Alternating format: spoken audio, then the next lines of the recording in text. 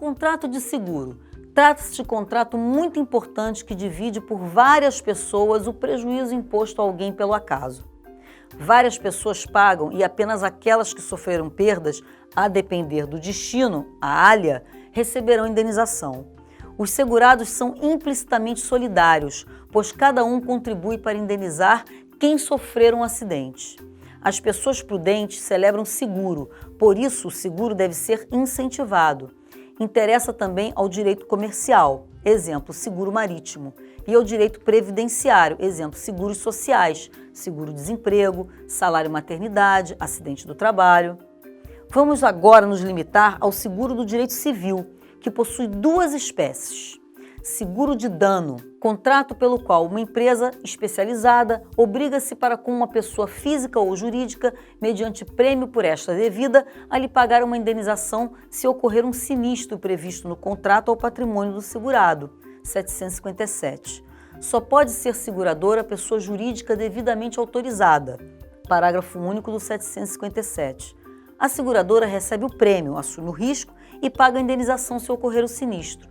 O seguro de dano protege o patrimônio do segurado, qualquer que seja o bem da pessoa física ou jurídica, contra o incêndio, aborramento, roubo, acidente. Se o sinistro ocorrido não estiver expressamente previsto no contrato, não há indenização. As cláusulas de exclusão do seguro constam no contrato, após as de cláusulas de cobertura, para melhor entendimento do consumidor. O segurado paga uma remuneração chamada prêmio e terá direito à indenização se ocorrer o sinistro. A seguradora não pode dispensar, remir o prêmio de um dos segurados, até para garantir sua solvência na cobertura do sinistro dos demais segurados. O objeto do seguro é o risco do patrimônio que se transfere ao segurado. O risco, o perigo, existe. Qualquer de nossos bens pode subitamente sofrer um dano ou perecer, porém o sinistro é potencial. Quando o risco se materializa, nós temos o sinistro. Exemplo, acidente de trânsito, incêndio na nossa casa, surgindo para a seguradora a obrigação de indenizar. Características: é contrato bilateral, tendo o segurado a obrigação de pagar o prêmio como compensação à seguradora pelo risco assumido. Artigo 763. Tem também o dever de não agravar o risco. 768. Exemplo, fazer pega com o carro, vender fogos em casa.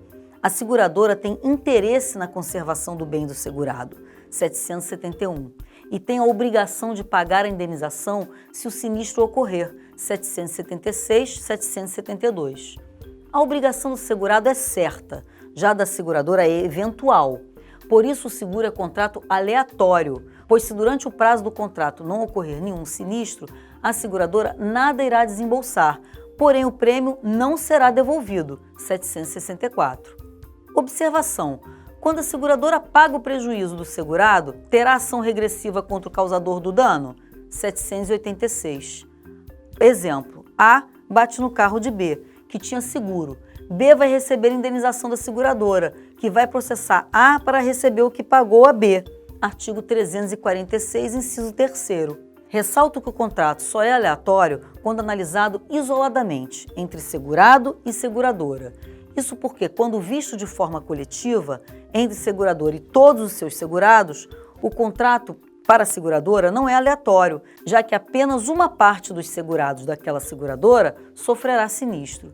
Se todos sofrerem um acidente, a seguradora poderá entrar em insolvência.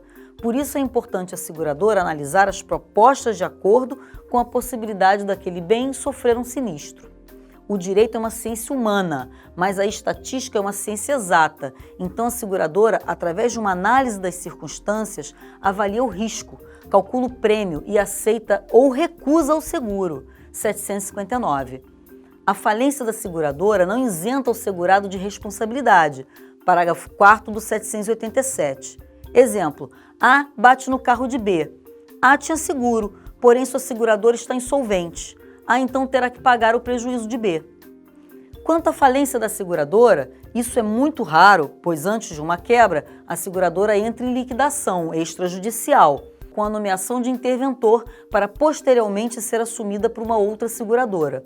Em suma, o sistema de seguros é feito para absorver impactos mais fortes em uma ou outra empresa.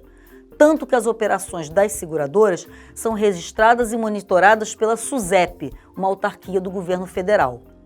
Não havendo condição, exceto por fraudes da seguradora, assumir obrigações que não possa cumprir, excedendo seu limite técnico. Caso queira exceder esse limite, deve a seguradora fazer cosseguros dentro do país ou resseguros fora do país, dividindo risco e prêmio com outras empresas. É oneroso. As partes agem com interesse patrimonial, não por iliberalidade. É solene. Prova-se por escrito mediante apólice com detalhes do artigo 760, mas admite-se seguro pelo consenso. Antes da apólice, quando, por exemplo, se transmite à seguradora o fax da nota fiscal do carro 0 km adquirido numa loja. É contrato de adesão, com suas cláusulas previamente estabelecidas pela SUSEP e pela seguradora, surgindo o consenso com o aceite do consumidor. Na verdade, o consumidor figura como proponente, aquele que propõe seu ingresso no seguro, e a seguradora pode recusá-lo. Exemplo, o proponente é criminoso, cometeu fraudes. Existe até uma lista negra de CPFs, porque aumenta a potencialidade do risco, onerando o custo do seguro para os bons consumidores. Por isso, a proposta pode ser recusada. É duradouro.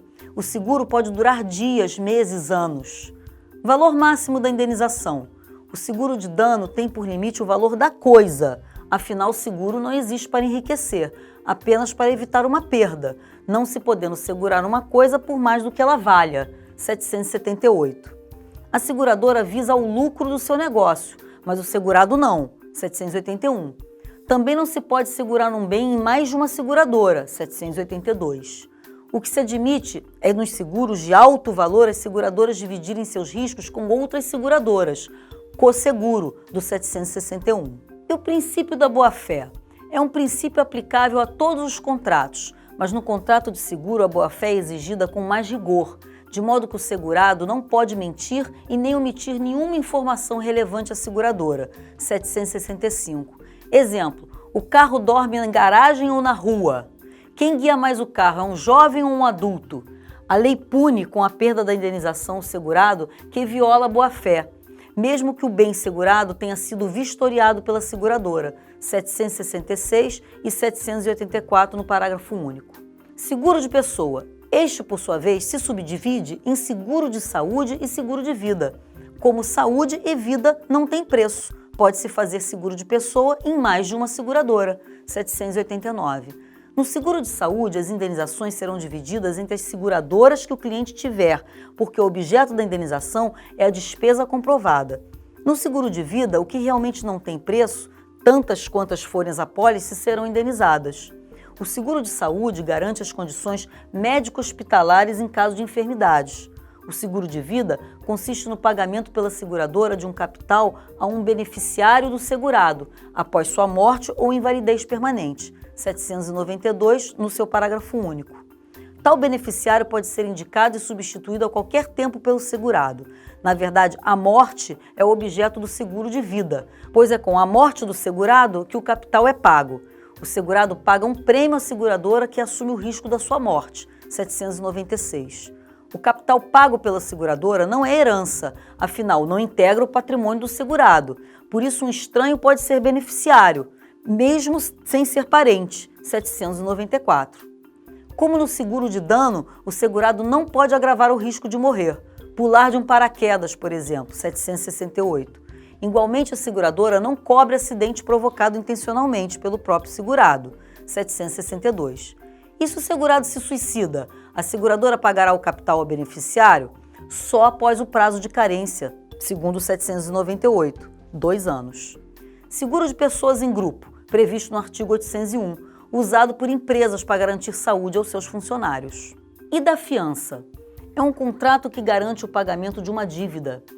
Anotem um conceito de fiança, contrato pelo qual o fiador assume perante o credor a obrigação de pagar a dívida se o devedor, afiançado, não pagar. 818. Fiança vem do verbo fiar, confiar. As partes do contrato são o credor e o fiador. O devendor, afiançado, exemplo, inquilino, não é parte do contrato acessório de fiança, mas apenas parte do contrato principal, que a fiança garante, exemplo, a locação. Tanto o afiançado não é parte da fiança que ele não pode impedir que o credor e o fiador celebrem a garantia, 820. Aqui no direito patrimonial, a fiança é um contrato que faz aumentar a chance do credor receber sua dívida, pois além do devedor em si, outra pessoa com seus bens garante o pagamento dessa dívida, 822. Exemplo, A aluga um apartamento a B e exige um fiador, C. Então B, se não pagar o aluguel, C irá fazê-lo.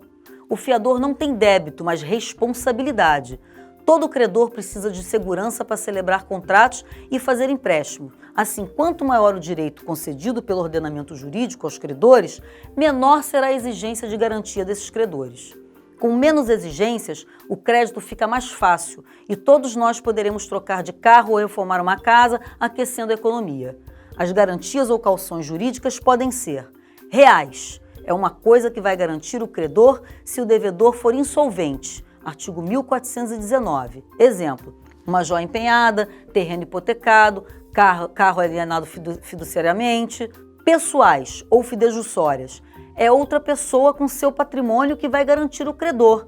391. Exemplo, aval e fiança.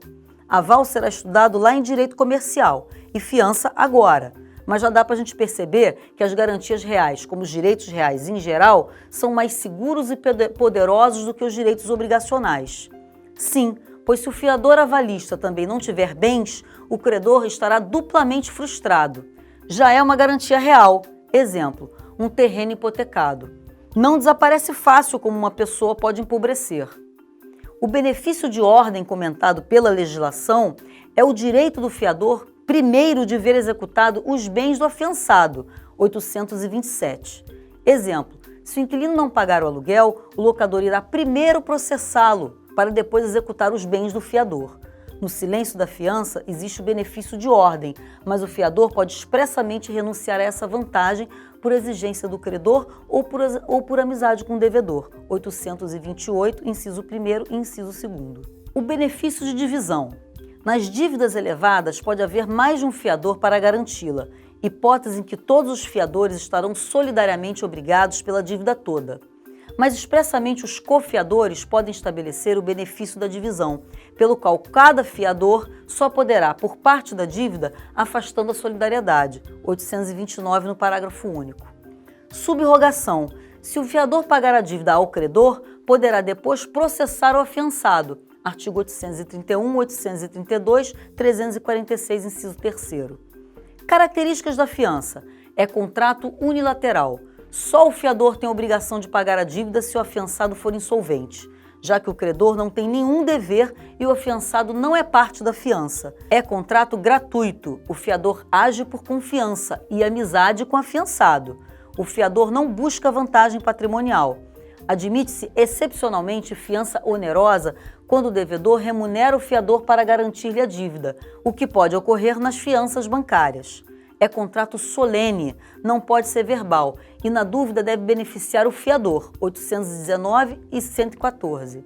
Exemplo, fiador de aluguel não se responsabiliza, via de regra, por dívidas de condomínio. É contrato acessório, a fiança não tem vida própria, sempre garante um contrato principal. E se tal contrato for nulo, a fiança também o será, mas o contrário não, artigo 184. É contrato personalíssimo, o credor precisa confiar no fiador, 825. E o fiador precisa ter bens executáveis, 826. Se o fiador morrer, seus herdeiros respondem pela dívida do afiançado, dentro dos limites da herança, 836. Extinção da fiança. Quando o fiador, unilateralmente, deixa de garantir a dívida, 835. Por falta de legitimidade do fiador, 1647, inciso 3º. Pelo decurso do tempo quando a fiança tem prazo certo. Se o credor perdoar o devedor, 838, inciso 1º. Pelo cumprimento da obrigação principal pelo devedor, hipótese em que a fiança se extingue sem produzir os seus efeitos. Pessoal, espero que tenha tirado suas dúvidas com relação aos contratos em espécie. Não se esqueçam de refazer os exames anteriores. Estudo é treino e só não passa quem desiste no meio do caminho. Estudem até passar. Bons estudos!